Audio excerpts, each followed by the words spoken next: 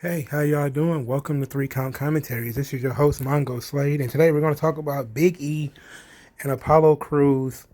And this is becoming very fast one of my favorite feuds in the company. So Big E starts his segment on Smackdown with he's going to do an open challenge, and he's talking about that he made a vow that's as strong as Gorilla Glue and hair, because that idiot girl, well, couldn't call her a girl, she was 40 years old.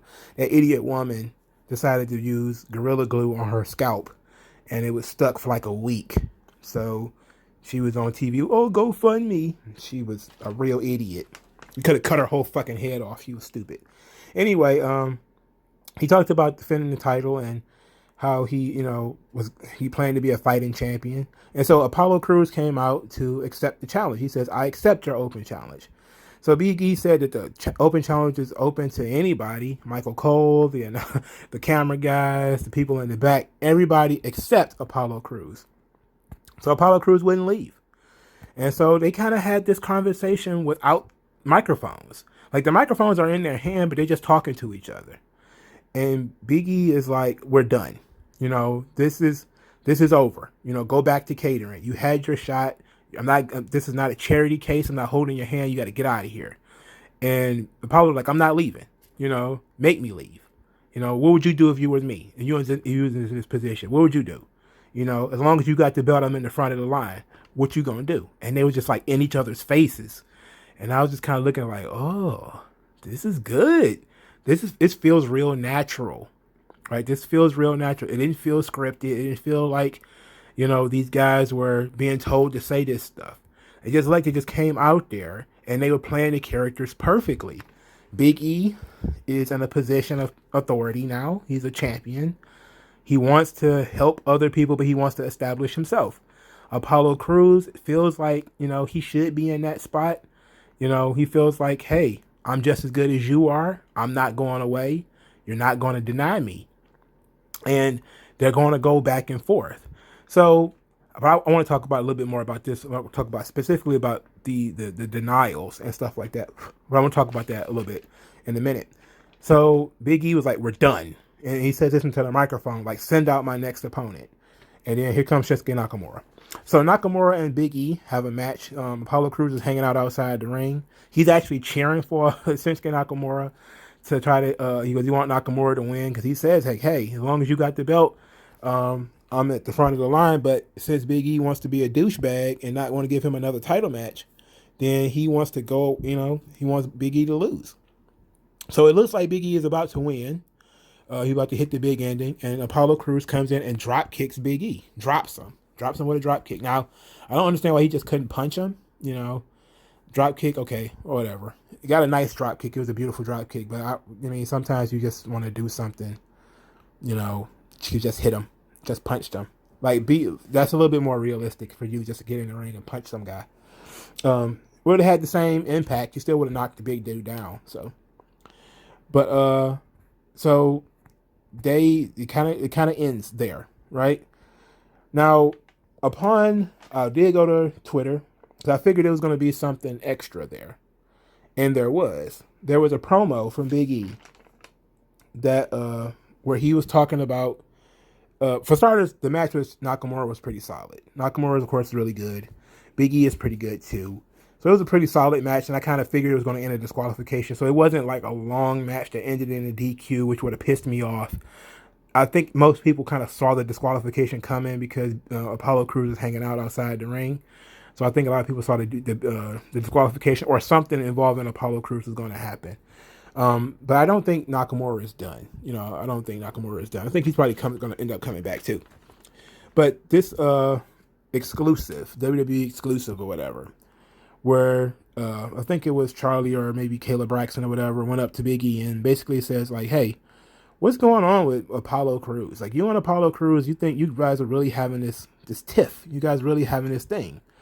And Big E was just kind of exhausted with Apollo Crews. And he just cut he cut a promo that was kind of mean.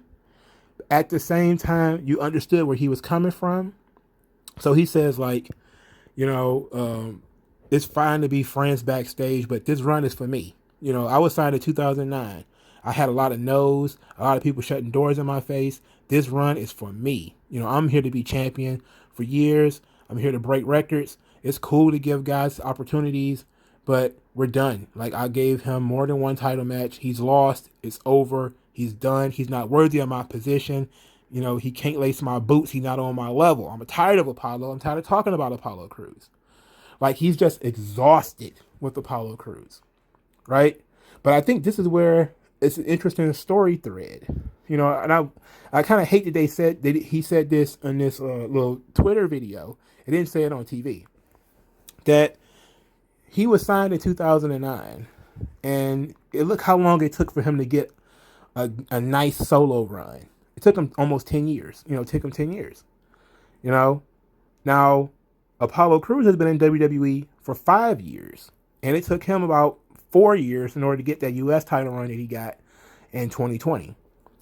So you're talking about two guys who should understand each other. Like Big E should be a lot more understanding of Apollo Crews. But at the same time, he did beat Apollo Crews. Apollo Crews has kind of been disrespecting him, getting in his face, challenging him, talking about, attacking his manhood. He smacked him. That's kind of what the turn of their friendship right there is, when Apollo Crews smacked him. It was like, fight me right now. That was during their second altercation.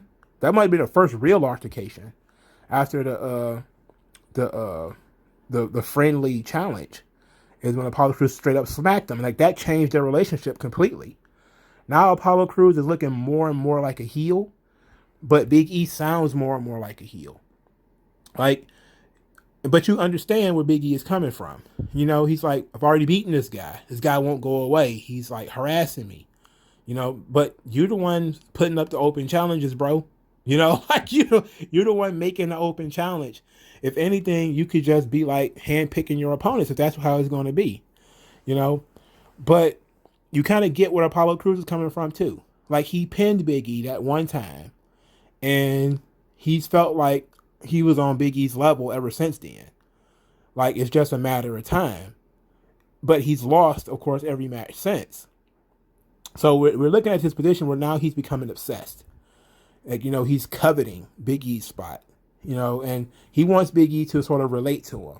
That's why, he didn't go full heel, but he was like, what would you do if you were me in this position? And Big E's like, go back to catering, like, get out of here. I don't want to talk to you about this. I'm tired of you. Get out of here. We're over. And Apollo Crews like, nope, no, I won't be denied. And I think that's an important character point, because this is what Big E's story is. Big E's story is persevering despite the fact that you were denied. Big E talked about the doors being closed in his face, how many times he heard the word no, how long he'd been on the roster, how hard he worked. And that's what Apollo Crews talking about. Apollo Crews talking about how hard he worked, how many opportunities he really didn't get. All those years he did sit in catering and didn't do anything. Now he's got an opportunity where he feels like he should be in this spot. And now Big E's the one denying opportunities. Now, he's already given him a shot. So that's really what makes Apollo Crews kind of heelish.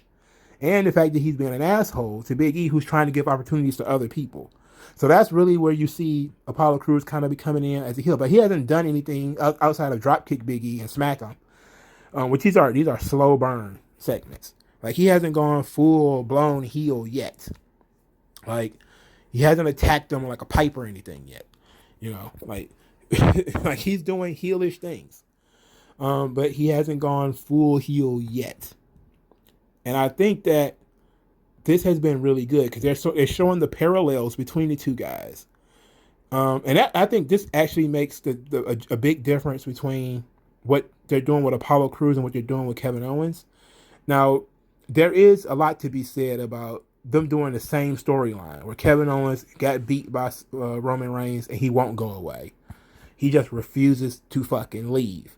So, yeah, there is similarities in that respect, that Kevin Owens is harassing Roman Reigns. But in the Roman Reigns Kevin Owens situation, Roman Reigns has never straight up beat Kevin Owens. It's never been from bell to bell, no interference, no Jey Uso, no steel cage chicanery, last man standing chicanery with the handcuffs and all that bullshit. He's never actually beaten the guy. In this situation, Apollo Crews has actually already lost.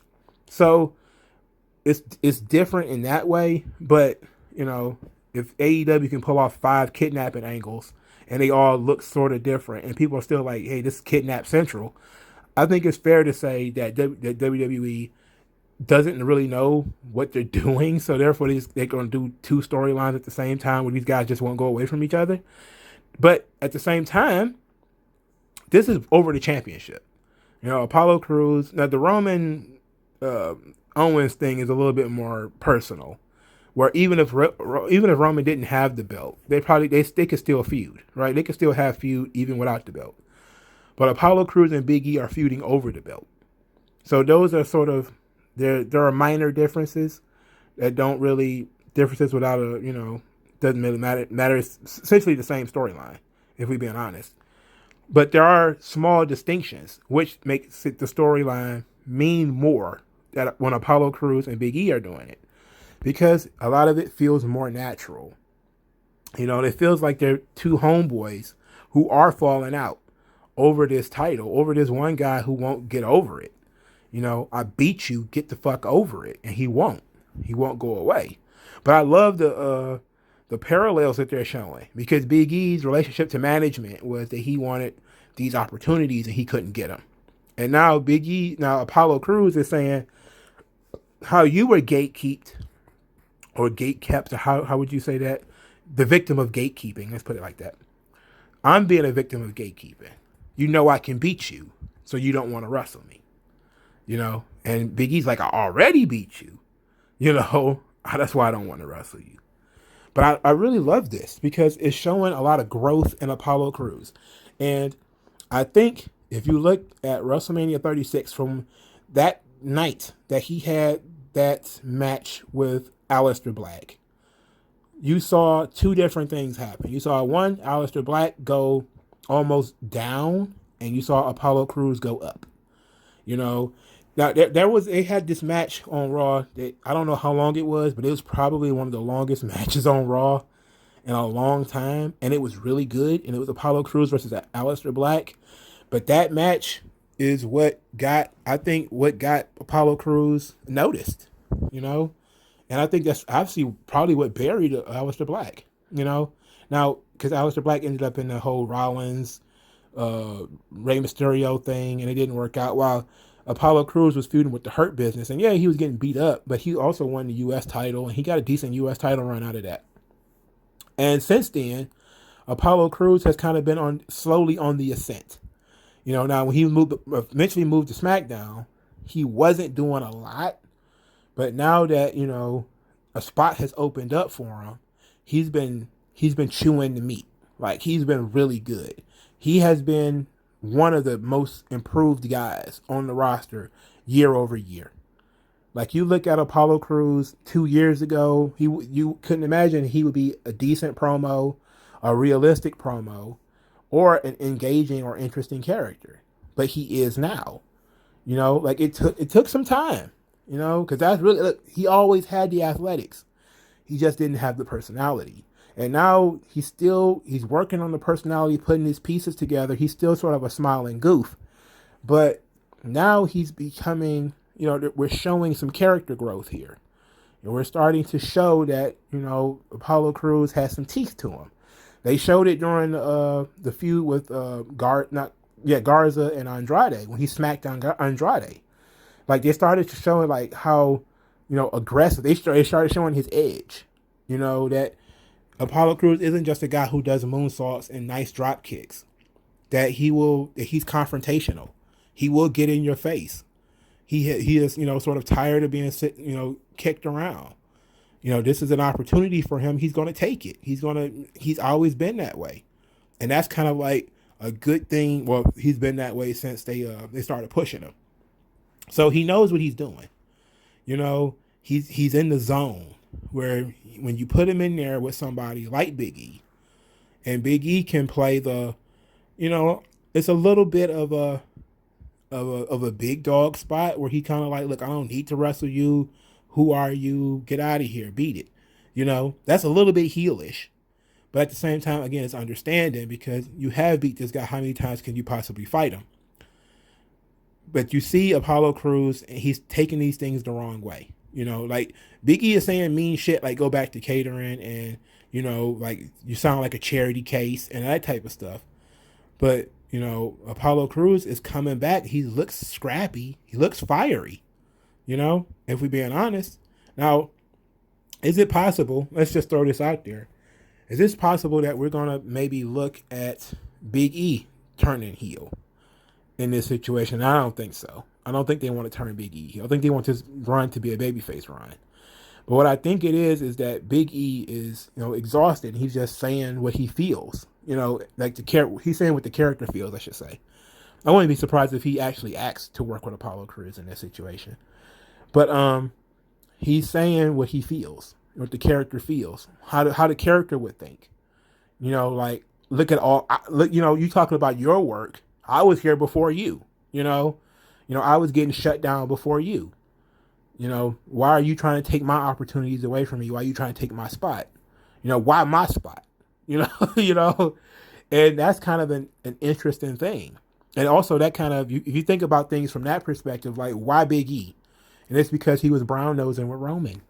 And I want them to do more with that Apollo Crews Roman Reigns stuff because they should have walked away. They walked away from it a little too early for me. But I've been enjoying the Apollo Crews Big E stuff. It's fun, you know. It's fresh because it's two guys who, you know, are underutilized, and now they're getting a spotlight. Especially with Apollo Crews, who was a guy I was a fan of when he was on the Indies, when he was Uhaa Nation. You know, he was cool then. He really didn't get a run in NXT. He was down there for, you know, he made a couple of stops, but he didn't have like a full NXT run.